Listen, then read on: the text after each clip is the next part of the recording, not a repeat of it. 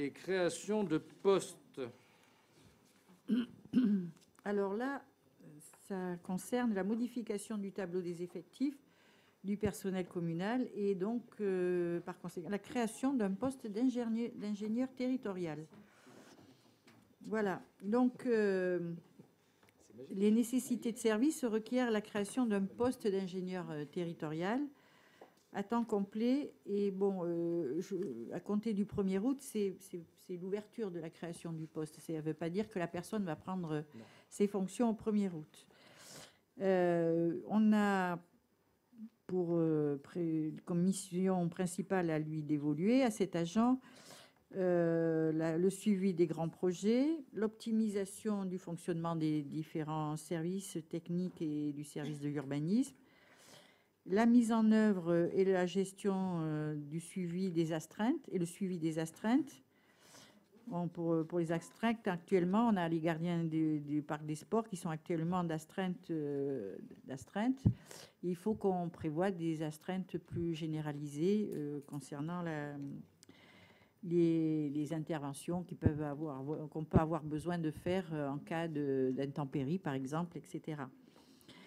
Il pourra être l'interface avec l'intercommunalité, notamment pour la préparation du transfert des compétences eau et assainissement, et ainsi que pour le schéma de mutualisation.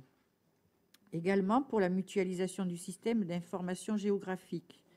Plus précisément, le cadastre qui est aujourd'hui au service des travaux, c'est ça, et qui doit pouvoir être mis à disposition des autres services qui en ont aussi l'utilité. Voilà, c'est pour préciser. Et donc, par rapport à tout ce que je viens vous dire, il faudrait créer ce poste à temps complet de chargé de mission. Et bien sûr, en cas de recherche infructueuse de candidats statutaires, la collectivité pourra recruter, en application de l'article 3.2 de la loi du 26 janvier 84, un agent contractuel de droit public pour faire face à la vacance temporaire d'emploi dans l'attente du recrutement d'un fonctionnaire. Bon, ça, c'est des détails. Donc, de toute façon, si cela se fait, ça prend beaucoup de temps parce que le temps de faire la publicité, la procédure de recrutement, etc., ça peut prendre au moins 2 mois et peut-être plus. Donc, le contrat sera conclu pour une durée déterminée d'une durée d'1 an. Il pourra être prolongé dans la limite d'une durée totale de 2 ans si la procédure de recrutement d'un fonctionnaire n'a pu aboutir au terme de la première année. Les crédits nécessaires à la rémunération et aux charges afférentes à ce recrutement seront inscrits au budget communal, au chapitre et aux articles prévus à cet effet, bien évidemment. Voilà. Donc, y a-t-il des questions? Bien. Alors, écoutez, on va procéder au vote. Qui est contre? Qui s'abstient? Je vous remercie. Adopté à l'unanimité.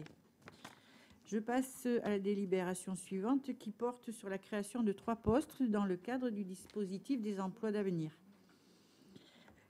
Donc, voilà, il s'agirait de créer 3 nouveaux postes dans le cadre du dispositif, notamment 2 pour le service des travaux et 1 pour le service des sports. Donc, vous savez, on en a engagé pas mal depuis que monsieur le maire a été élu, et enfin, depuis que le conseil municipal est en place. Et donc, nous avons grande satisfaction de ces jeunes emplois d'avenir. Et pour eux, c'est l'occasion de pouvoir avoir un CV, de pouvoir rebondir dans la vie et d'apprendre, de se perfectionner. Donc, nous voulons poursuivre cette opération. Et comme nous avons des besoins, eh bien, on propose ces 3 postes. Voilà.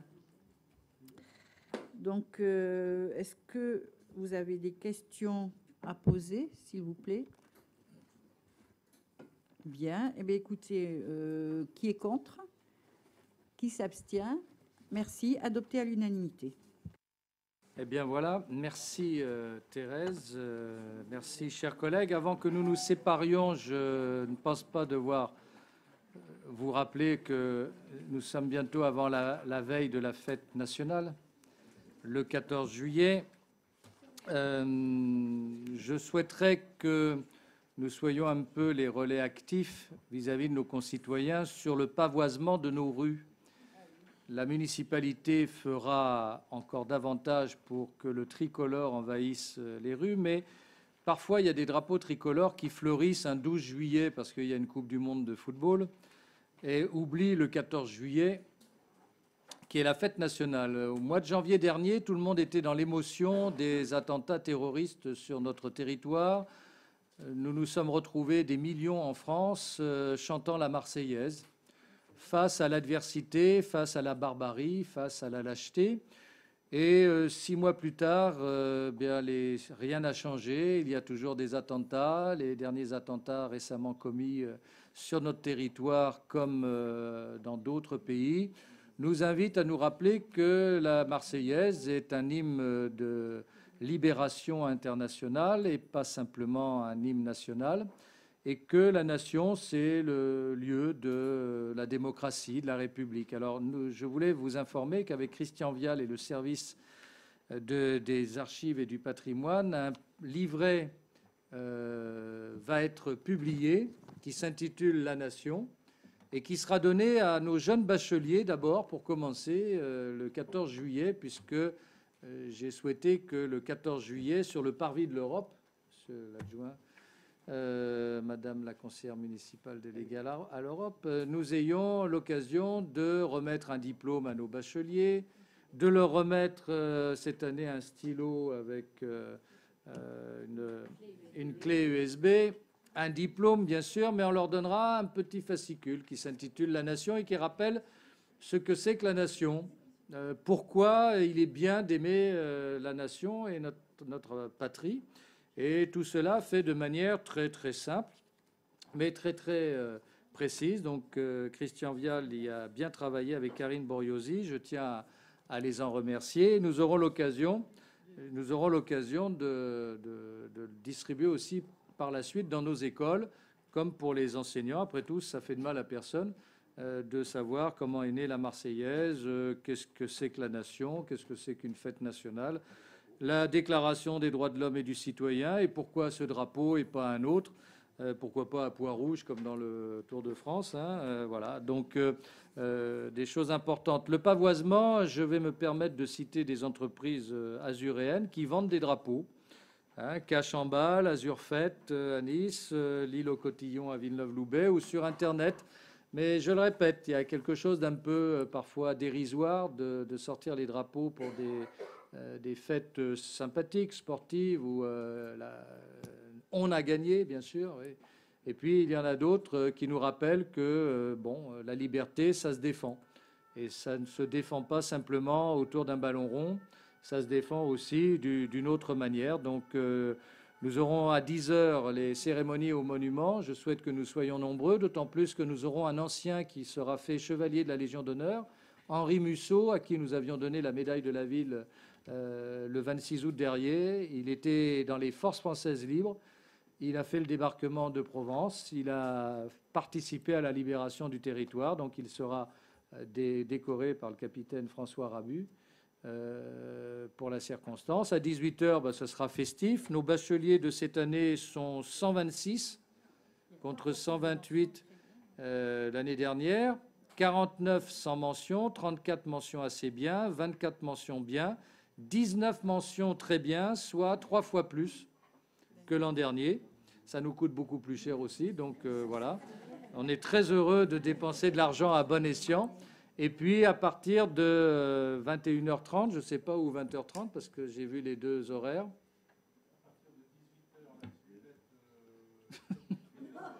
Ça m'aurait étonné de David Nizy qu'on ne commence pas par la buvette du comité des fêtes.